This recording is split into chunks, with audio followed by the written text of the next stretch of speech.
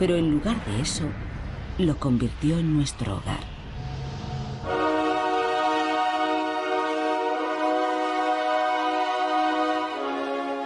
Catástrofe, el nacimiento del planeta. Nuestro planeta tiene aproximadamente 4.500 millones de años. Durante ese tiempo ha sufrido terribles desastres. Es difícil asimilar la enorme escala temporal de los eventos que nos han dado forma.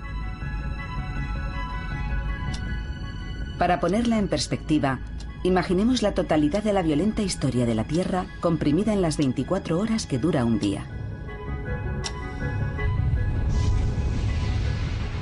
Tan solo unos minutos después de medianoche, se produjo la primera catástrofe. Nuestro sistema solar ni siquiera había terminado de formarse. 20 protoplanetas orbitaban alrededor de una nueva estrella. Uno de ellos era la Tierra. Su aspecto era el de un infierno. No había agua ni oxígeno, y toda su superficie estaba envuelta en gases volcánicos tóxicos. Pero antes de que tuviera tiempo de estabilizarse, colisionó contra otro joven planeta en un impacto de proporciones bíblicas. La violenta colisión estuvo a punto de aniquilar a la joven Tierra. Pero en lugar de destruirla, desencadenó una serie de acontecimientos que dieron origen a la aparición de la vida.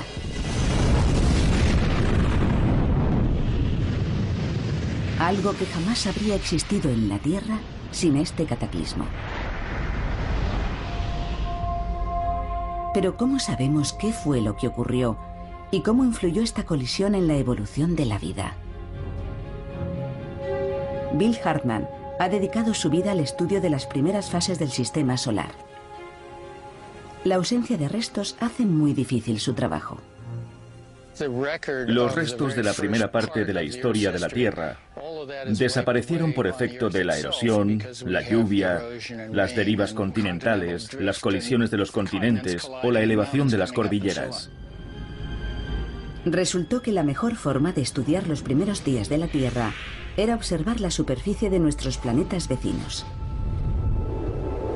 Las superficies de Mercurio y Marte están cubiertas por cráteres de impacto de más de 4.000 millones de años de antigüedad. Estas cápsulas del tiempo proporcionaron a Hartmann valiosos datos sobre las duras condiciones que debió afrontar la joven Tierra.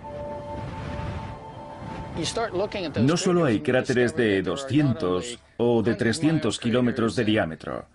Algunos alcanzan los 1000 kilómetros. Son realmente grandes. Estos cráteres nos ofrecen la imagen de un periodo muy violento. De un sistema solar repleto de escombros, en el que millones de cometas y asteroides se estrellaban contra los protoplanetas. Nada estaba a salvo. La propia Tierra fue bombardeada. Esta ventana a los primeros momentos de nuestro sistema solar nos hizo comprender que la Tierra también fue el blanco de terribles impactos que podrían haber dañado gravemente el planeta. Y eso hizo que empezáramos a pensar en los efectos de aquellos impactos gigantes. Los planetas fueron golpeados por pequeños asteroides y por objetos mucho mayores. Aquel proceso dio lugar a una especie de paradoja maravillosa.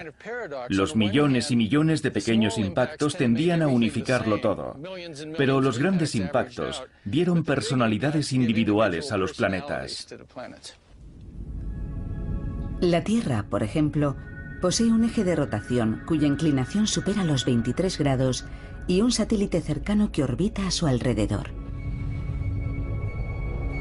Dos características que inspiraron a Hartmann una teoría radical: que la Tierra había colisionado contra algo del tamaño de otro planeta, creando esa inclinación, y la Luna. En aquella primera fase había planetas ya formados, pero también cuerpos de desecho. Y si uno de ellos se hubiera estrellado contra la Tierra, podrían haberse desprendido materiales que al orbitar a su alrededor habrían acabado formando la Luna. Hartmann imaginó el momento de aquella...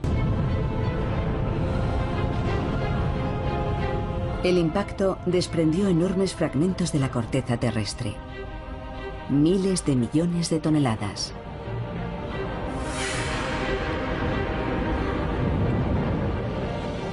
Un anillo de polvo y rocas fundidas comenzó a girar alrededor de la Tierra.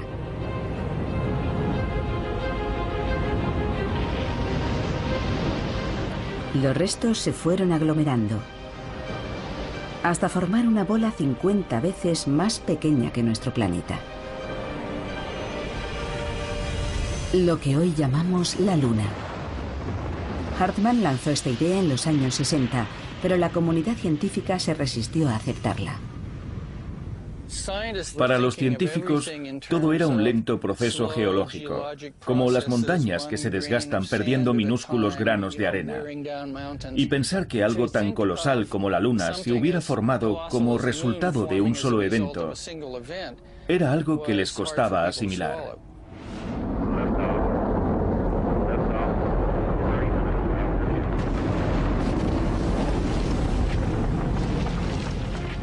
Pero la teoría de Hartmann recibió un inesperado apoyo.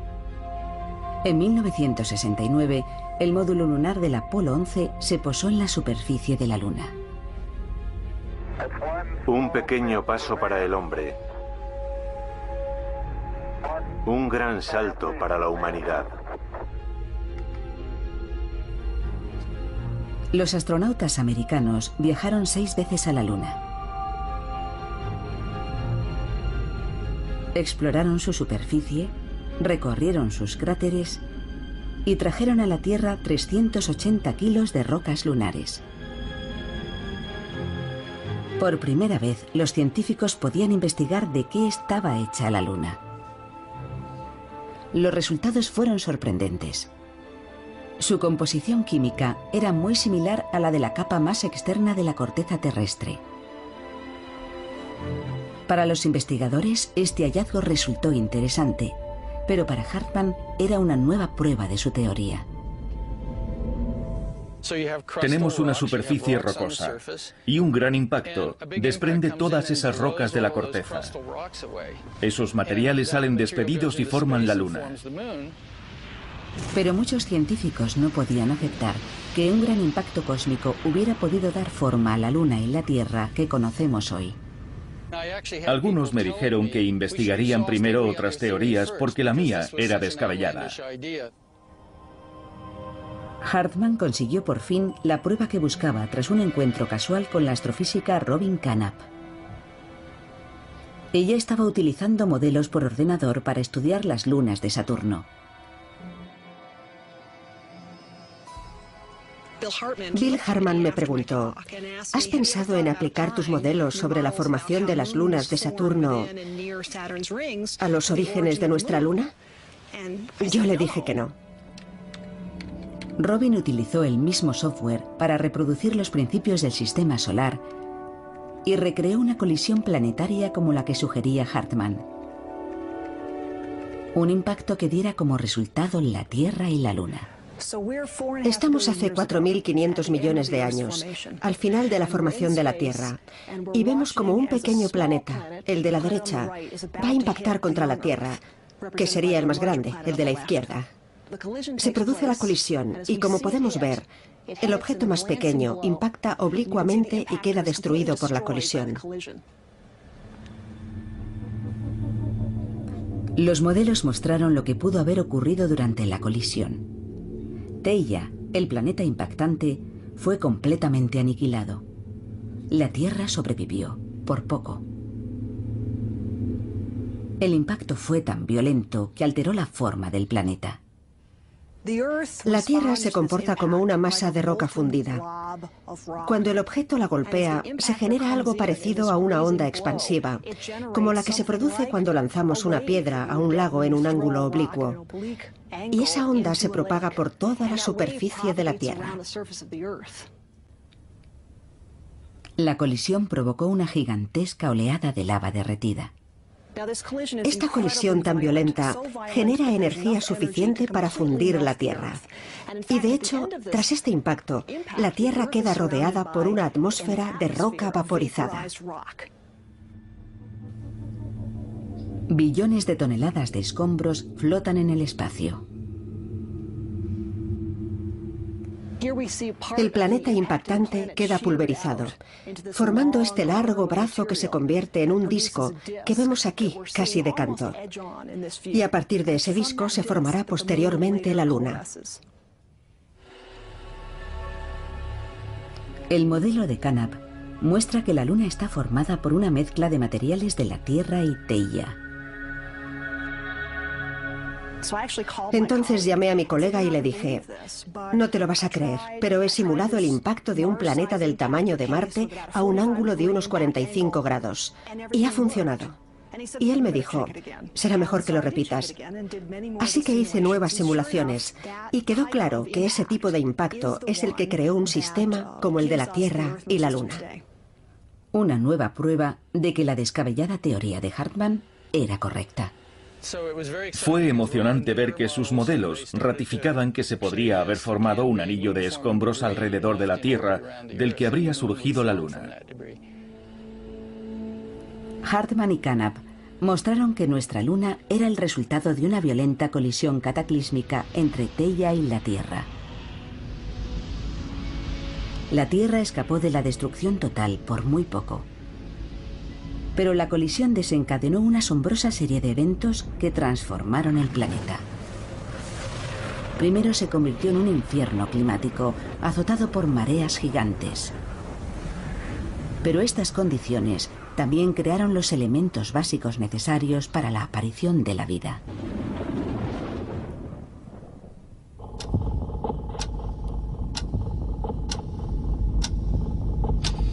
Apenas han pasado 10 minutos en nuestro reloj de la historia de la Tierra. 30 millones de años en tiempo real. El periodo más importante de la vida de nuestro planeta. La Tierra empezó a recuperarse de su colisión con Theia y los restos del desastre formaron la Luna.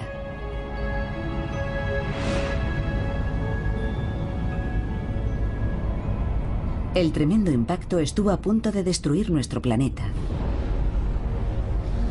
Pero esta catástrofe dio lugar a un nuevo comienzo. Puso en marcha una cadena de acontecimientos que iba a transformar la Tierra en el oasis verde y azul que es hoy nuestro hogar. La colisión fue tan violenta que alteró incluso la rotación del planeta. Los científicos se propusieron reconstruir estos eventos a partir de los momentos inmediatamente posteriores al impacto. La ciudad de Ítaca pertenece al estado de Nueva York. La paleontóloga Judith Nagel-Myers busca pistas que puedan indicar cómo era el planeta justo después del impacto. En la Tierra no quedan restos del periodo inmediato que siguió a la colisión, así que debe buscar nuevas formas de asomarse al pasado. Nagel-Myers estudia corales fosilizados. En otro tiempo esta zona estuvo sumergida bajo el mar. Estos corales solo tienen 400 millones de años, pero contienen información vital sobre cómo era la Tierra hace 4.500 millones de años, cuando se formó la Luna. Soy una apasionada de los fósiles, porque son como una ventana en el tiempo. Observando sus restos y esqueletos, se puede reconstruir el entorno que había aquí mucho antes de que existieran los seres humanos. Estos fósiles tienen la inusual cualidad de ofrecernos una instantánea capturada, día a día, de las condiciones de la Tierra primitiva. Los corales desarrollan capas de caliza para protegerse. Una capa cada día del año. Se puede observar el mismo proceso en cualquier arrecife de coral. Si examinamos de cerca los corales actuales, podremos ver estas finas líneas que se van formando según crecen. Son similares a los anillos de crecimiento de los árboles. Cada una de estas líneas representa un día. Estas capas acaban formando un anillo anual más grande. En los corales actuales podemos contar exactamente 365 líneas de crecimiento por cada año de vida. Y esa es la clave. Los corales fosilizados de hace 400 millones de años no tienen 365 líneas de crecimiento por año.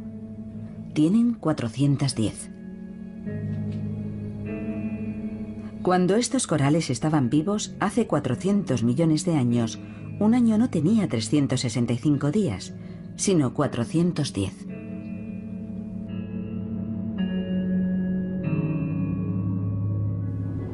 Pero se mida en días o en horas, la traslación de la Tierra alrededor del Sol nunca varía. La duración de un año siempre es constante. Por lo tanto, si hace millones de años un año tenía más días, los días debían ser más cortos. Eso significa que hace mucho tiempo, cuando este animal estaba vivo en el océano, los días de entonces tenían menos horas que los actuales. Hace 400 millones de años, un día tenía solo 21 horas.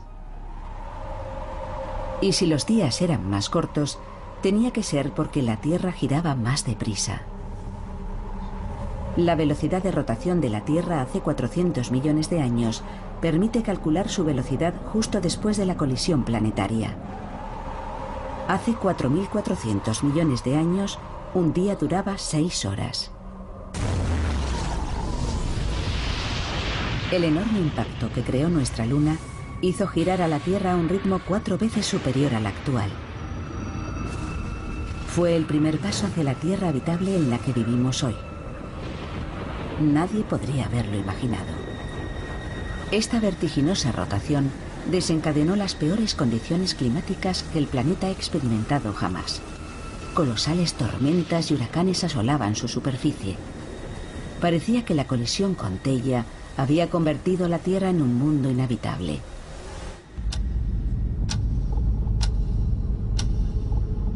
«12 minutos desde la medianoche. Hace 4.500 millones de años comenzó una lluvia incesante de cometas de hielo.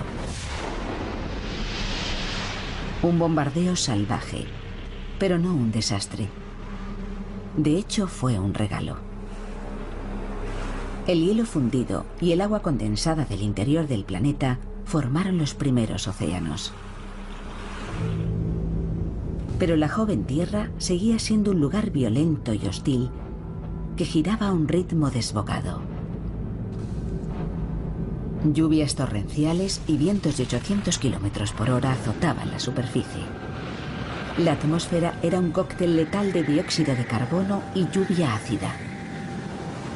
Parecía imposible que en un lugar semejante pudiera surgir la vida. De no ser por un detalle.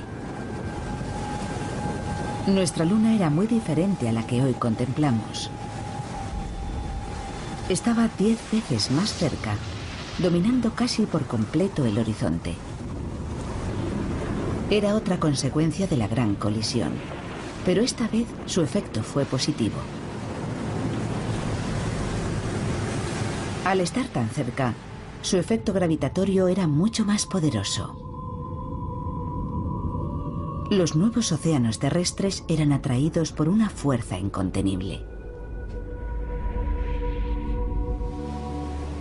Gigantescas mareas recorrían el planeta a cientos de kilómetros por hora. Se podría pensar que eso haría aún más difícil la aparición de la vida, pero no fue así. En realidad contribuyó a que surgieran los primeros seres vivos.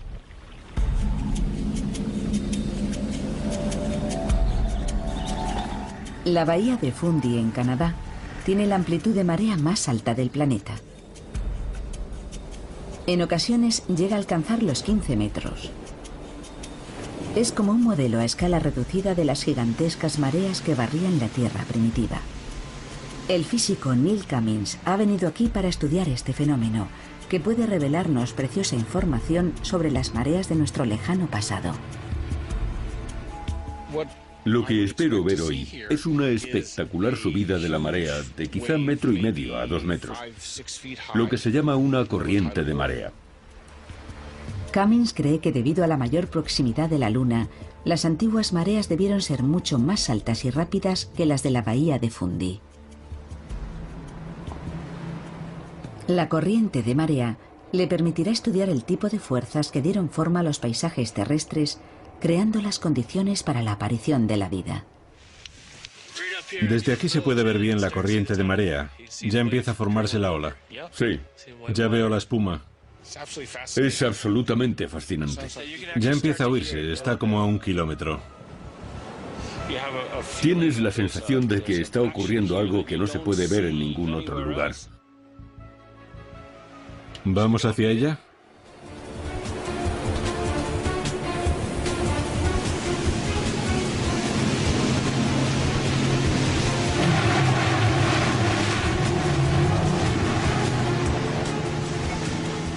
Ahí viene.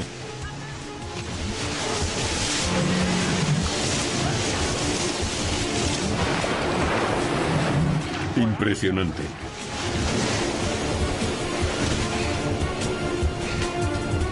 Cada 24 horas entran y salen de la bahía 100.000 millones de toneladas de agua de mar. Esta corriente de marea es una de las mayores del mundo. La avalancha se estrella contra las orillas y a su paso arranca tierra, minerales y otros materiales que finalmente arrastra al mar. Cummins cree que la acción erosiva de estas mareas recrea en miniatura aquellas mareas primigenias que agitaban los antiguos océanos. Las antiguas mareas debieron ser al menos 1000 veces más altas. Estas tienen un poder enorme, pero no son nada comparadas con lo que debieron ser aquellas. Esta corriente se desplaza a unos 12 kilómetros por hora. Las antiguas mareas debieron avanzar a velocidades de entre 100 y 300 kilómetros por hora.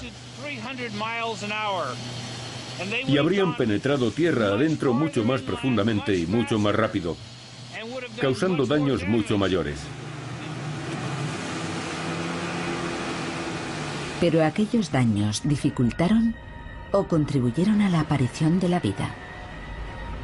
Hace 4.000 millones de años, con la Luna mucho más cerca, las mareas debieron penetrar tierra adentro a cientos de kilómetros por hora. Cada nueva marea arrastraba hacia el mar millones de toneladas de materiales, dejando las costas devastadas. El joven planeta estaba siendo devorado por sus océanos. Pero para los seres vivos fue una gran suerte. Lo que las mareas arrancaban de la tierra se lo daban al mar, creando las condiciones perfectas para la aparición de la vida.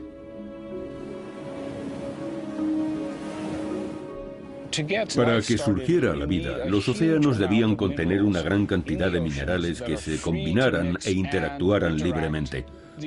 Y eso solo pudo ser posible gracias a las mareas gigantes que provocó la Luna cuando estaba mucho más cerca. Las mareas arrancaron minerales y nutrientes de tierra firme y los mezclaron en los océanos, creando el caldo primordial. Los científicos creen que las interacciones químicas que se produjeron en ese caldo primordial dieron origen a los primeros aminoácidos y proteínas, los elementos básicos de la vida. A partir de esos ingredientes surgirían las primeras células.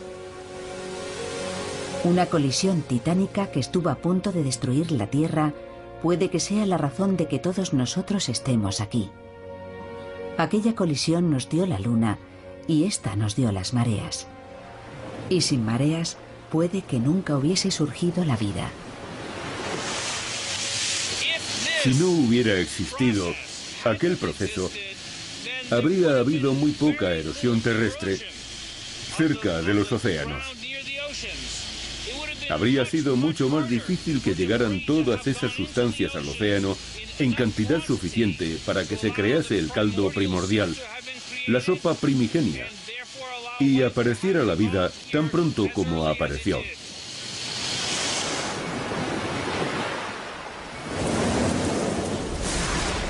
La promesa de la vida se encontraba en los océanos en forma de simples cadenas de moléculas, las precursoras de la vida. Pero la superficie terrestre seguía siendo hostil. El planeta giraba vertiginosamente, el clima era caótico y las mareas demasiado violentas. Si no se suavizaba la influencia de la Luna, la evolución tendría que esperar indefinidamente.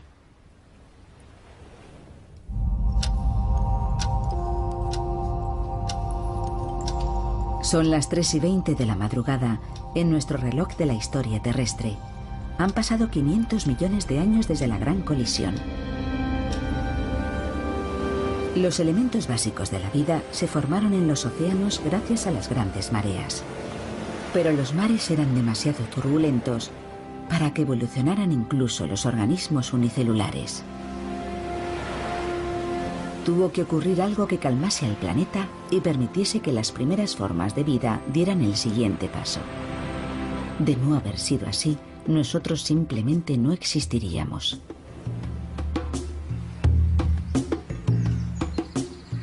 En KwaZulu-Natal, en Sudáfrica, la paleontóloga Nora Noffke estudia los primeros pasos que dio la vida. Los fósiles que ha descubierto en esta garganta están desvelando muchos secretos. Pertenecen a algunas de las formas de vida más antiguas del planeta y lo que revelan es asombroso. Hace 3.000 millones de años, las aguas del mar que cubría esta garganta estaban saturadas de bacterias. 1.000 millones de años después de la colisión, la Tierra rebosaba de vida. Fue uno de los grandes momentos de mi carrera. Habíamos estado buscando todo el día y de repente, a media tarde, cuando los rayos del sol alcanzaron el ángulo correcto, empezamos a ver fósiles por todas partes. Fue increíble. Eran los restos de grandes colonias de bacterias. Estas crecían en zonas poco profundas de los antiguos mares y se encontraban entre los primeros seres vivos celulares que habitaron el planeta. En la actualidad siguen existiendo bacterias casi idénticas. Estas son colonias de bacterias vivas. Las llamamos alfombras microbianas. Y es fácil ver por qué. Parecen pequeñas alfombras verdosas. Podemos encontrarlas hoy en día en muchas playas arenosas. Su parecido con las antiguas colonias es asombroso. La superficie de la roca tiene un color verdoso, igual que la alfombra microbiana viva. Si siguen mi dedo, pueden ver el borde de la alfombra microbiana fosilizada, por aquí. Y aquí debajo podemos ver la arena. Es una alfombra semejante a la que he traído, pero está fosilizada y tiene 3.000 millones de años. Las rocas de la garganta estaban cubiertas por una impresionante diversidad de comunidades microbianas. Ecosistemas de bacterias tan complejos como los que existen hoy en día. Pero estas rocas revelan algo más. No solo muestran cuándo se desarrolló la vida bacteriana, sino también cómo fue posible. Las huellas indican que el mar que las cubría no era uno de los violentos océanos que se formaron tras la colisión con Theia. Eran aguas tranquilas y poco profundas. La primera vez que vine aquí me fijé en estas ondulaciones y me parecieron iguales a las que podemos ver cuando paseamos hoy por cualquier playa. La arena forma las mismas estructuras. Cómo se han conservado me pareció extraordinario. Parece como si la marea acabara de retirarse. Pero estas ondulaciones tienen 3.000 millones de años. Es la instantánea fosilizada de un antiguo mar que acaricia suavemente la orilla, sin el menor rastro de mareas gigantes o vientos huracanados.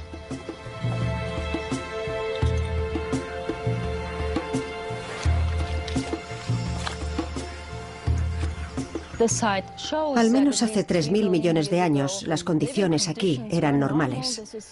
Este era un entorno apacible, en el que la vida podía evolucionar. Algo había hecho desaparecer las condiciones extremas y las violentas mareas, y lo había convertido en un entorno apto para la vida. La culpable, una vez más, había sido la Luna y su efecto gravitatorio sobre los océanos.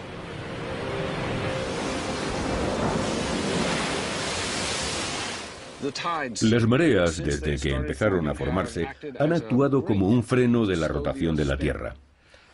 Casi podríamos decir que son como los frenos de un coche, que al presionar sobre los discos le hacen perder velocidad. Eso es lo que pasó y sigue pasando con las mareas. Es un proceso llamado fricción mareomotriz. Cuando se encuentran las mareas y los continentes, el agua hace presión contra la Tierra. Crea una fricción que frena literalmente la rotación de la Tierra. A lo largo de millones de años, la fricción mareomotriz fue frenando su vertiginosa velocidad. Los días se fueron alargando y los caóticos vientos huracanados se calmaron. Era un paso en la dirección correcta, pero aún insuficiente para dar origen a los mares en calma que vemos fosilizados en KwaZulu Natal. La Luna aún estaba muy cerca y su atracción gravitatoria sobre los océanos seguía siendo demasiado fuerte. Para que estos se calmaran por completo, tuvo que ocurrir algo más. Las respuestas llegaron gracias al programa Apolo de la NASA, hoy en su fase final tras la misión que llevó al hombre a la Luna.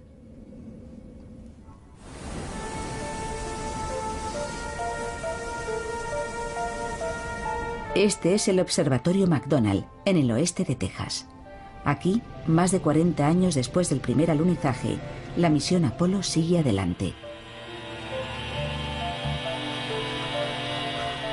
El ingeniero de la NASA, Jerry Wyant, asciende a diario hasta su telescopio láser para continuar con el trabajo iniciado hace décadas. Su misión consiste en medir la distancia que separa la Tierra de la Luna. Somos la última sección en activo del proyecto Apolo.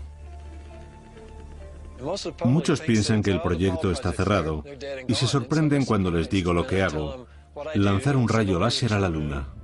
Los astronautas dejaron en la Luna una bandera de los Estados Unidos y algo más. Reflectores. Casi a diario, Jerry Wyant y su compañero dirigen su láser hacia uno de estos reflectores para determinar la distancia exacta que nos separa de nuestro satélite.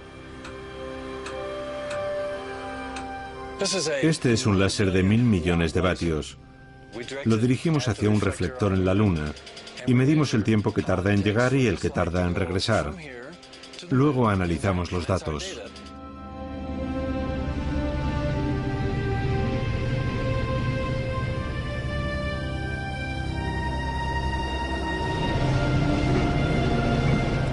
El láser mide el tiempo transcurrido con una precisión de 1 billonésima de segundo.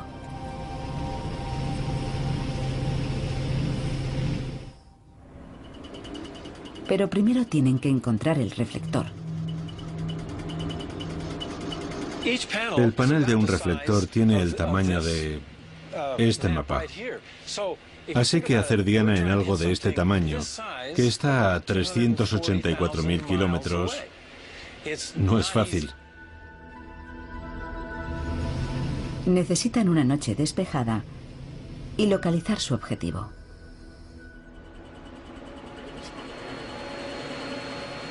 ¿Parecen iguales? Sí, es fácil perderse. A veces tardan hasta 4 horas en localizar el reflector.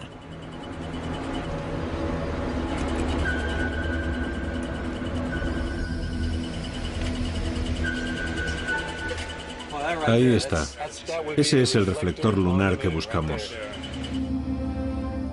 Esta noche el rayo láser tarda 2 segundos y 397 milésimas en llegar a la Luna y volver. Cuando veo la Luna no pienso en cosas románticas, solo me digo, espero que el láser funcione. Puede no ser muy romántico, pero sí sorprendente. Cada año, el rayo láser de Weyand tarda un poco más en llegar, porque cada año la Luna está un poco más lejos. Una de las razones de que los científicos estén tan interesados en estos datos es confirmar sus sospechas de que la Luna se aleja de la Tierra. Y nos han confirmado que según sus cálculos es así. Es un hecho. Aproximadamente 3,8 centímetros cada año. Y ahí está la clave para entender por qué los océanos se calmaron y surgió la vida. Hace 3.500 millones de años, la Luna solo estaba a 24.000 kilómetros de la Tierra, lo que produjo las mareas gigantes. Pero paradójicamente, esas mismas mareas hicieron que se alejara. Eran tan grandes que generaban su propia fuerza gravitatoria y eso empezó a afectar al cuerpo que las había originado. La gravedad del agua influye a su vez sobre la Luna, que fue la que al principio hizo subir las aguas. Y ahora el agua está lanzando a la Luna hacia adelante, le está dando impulso. Al girar, la Tierra empuja a la Luna cada vez más lejos, como si fuera un lanzador de martillo. Es como si la Tierra y la Luna estuvieran bailando un vals, en el que la Luna crea las mareas de la Tierra. La Tierra se va frenando y las mareas hacen que la Luna tome más impulso y se vaya alejando en una espiral. Los dos cuerpos llevan bailando este vals 4.500 millones de años. La catástrofe que casi pulverizó nuestro recién formado planeta fue lo que hizo posible que surgiera en él la vida. Violentas mareas saturaron los mares de sustancias químicas esenciales. Después disminuyó la velocidad de rotación de la Tierra y la Luna se fue alejando. Los mares ricos en nutrientes se calmaron y aparecieron las primeras formas de vida. Pero cuando ésta empezaba a florecer, tuvo que enfrentarse a un nuevo desastre, una catástrofe que barrió la mayoría de las formas de vida del planeta, pero sin la cual nosotros no existiríamos. Algunas bacterias empezaron a liberar un gas altamente venenoso: oxígeno.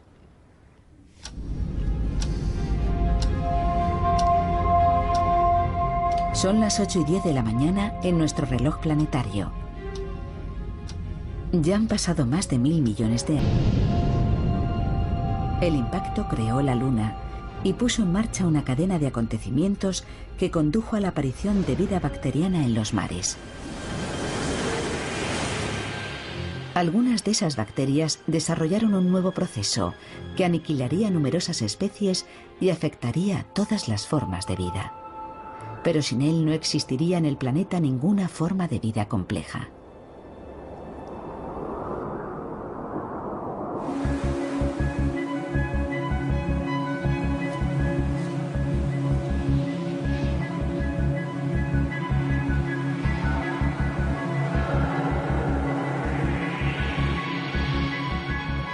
Este paisaje desolado es el desierto del norte de México y una ventana al pasado. Uno de los pocos lugares del mundo donde podemos ver cómo debió ser la Tierra hace 2.000 millones de años. Un planeta en una encrucijada evolutiva. La bióloga Janet Siffert estudia las bacterias de estas aguas, lo que le ha permitido comprender cómo las primeras bacterias cambiaron la Tierra para siempre. En estas lagunas podemos ver comunidades microbianas a simple vista, algo muy similar a lo que ocurría en el pasado. Las bacterias dominaban la Tierra primitiva, no había animales ni plantas, de modo que esto es una especie de réplica. A la doctora Siffert le interesan especialmente estas curiosas formaciones de caliza.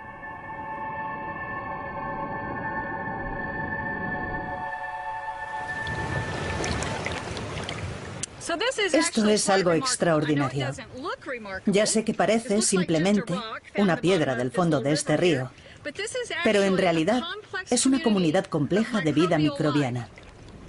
Los estromatolitos están compuestos por partículas de caliza depositadas por bacterias.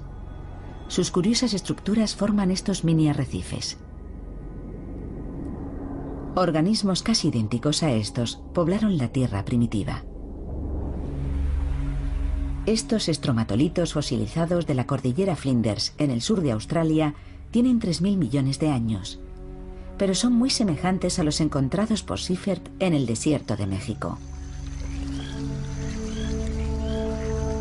Cada estromatolito contiene millones de organismos verdeazulados llamados cianobacterias. Sus antepasados hace 3.000 millones de años desarrollaron un curioso método para obtener energía.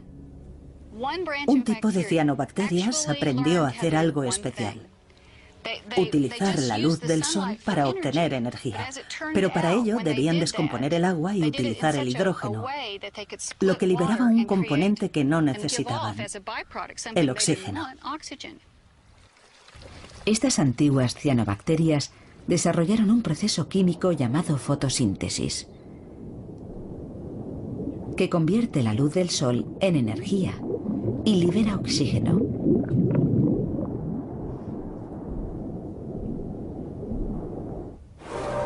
Fue una revolución biológica que cambió el planeta para siempre. Las cianobacterias bombearon oxígeno a los océanos y después a la atmósfera. Si hace 3.000 millones de años no hubieran desarrollado la fotosíntesis, casi no habría oxígeno en la atmósfera actual. Sin las cianobacterias no podríamos haber evolucionado. Ellas son las responsables de que respiremos oxígeno. Cuando las cianobacterias empezaron a liberar oxígeno, cambiaron nuestro planeta para siempre. Cambiaron la forma en que la vida iba a evolucionar y cambiaron la atmósfera por completo. La producción de oxígeno hace 3.000 millones de años lo cambió todo. Pero las bacterias que iniciaron el proceso siguen haciéndolo hoy en día. Recuerdo que la primera vez que buceé aquí, me fijé en las pequeñas burbujas que se formaban debajo de la masa de estromatolitos. Era increíble pensar que ese proceso que estaba viendo allí mismo fue lo que creó la atmósfera que respiramos hoy. Aquellas antiguas cianobacterias fueron las antepasadas de todas las plantas del mundo. La fotosíntesis fue un éxito extraordinario. Las bacterias florecieron y evolucionaron. Siempre relacionamos los microbios con algo malo. Pero si las bacterias no hubieran conseguido procesar la energía del sol y liberar oxígeno, ni ustedes ni yo estaríamos aquí. Porque eso fue lo que permitió la evolución de seres vivos complejos. Pero para los organismos que no pudieron adaptarse, el oxígeno significó la muerte. Empezó a liberarse aquel nuevo elemento, el oxígeno, y fue un veneno para la mayoría de los seres vivos del planeta. Lo que ocurrió fue realmente devastador. Todos debían intentar adaptarse a la presencia de oxígeno en la atmósfera. Unas pocas bacterias lo consiguieron. Y aquellas supervivientes fueron el origen de seres como nosotros. Me siento muy afortunada, porque si aquel gas venenoso que liberaron las cianobacterias no se hubiera acumulado en la atmósfera, yo no estaría aquí. De modo que esta gran innovación biológica que tuvo lugar hace 3.800 millones de años debería estar entre las que más ha beneficiado al ser humano. A las 8:12 de la mañana, la atmósfera ya contenía oxígeno y los océanos hervían de bacterias. La vida había comenzado, pero el origen de todo fue una catástrofe. El nacimiento de la vida puede parecer algo inevitable, pero no lo es en absoluto. Tal vez aquel gran impacto fue la única razón de que apareciera. Si hubiera ocurrido de forma ligeramente diferente, tal vez no existiríamos ninguno de nosotros. Si pensamos en los diferentes impactos que se podrían haber producido, dando como resultado sistemas Tierra-Luna mucho menos habitables que el nuestro, impresiona pensar que, en cierto sentido, tuvimos suerte. Y esa es la clave. Tuvimos suerte no solo con aquel primer gran impacto, sino en incontables ocasiones a lo largo de miles de millones de años. Lo que estamos constatando es que las catástrofes han jugado un papel muy importante en la evolución de la vida en la Tierra. Estamos al final de una larga cadena de eventos extraordinarios. Si se hubieran producido de cualquier otra forma, yo no estaría aquí, sentado en esta piedra. Solo hay una conclusión posible. No estamos aquí porque nos lo merezcamos, sino porque hemos tenido mucha suerte. La colisión con Theia fue solo la primera de muchas tiradas de dados.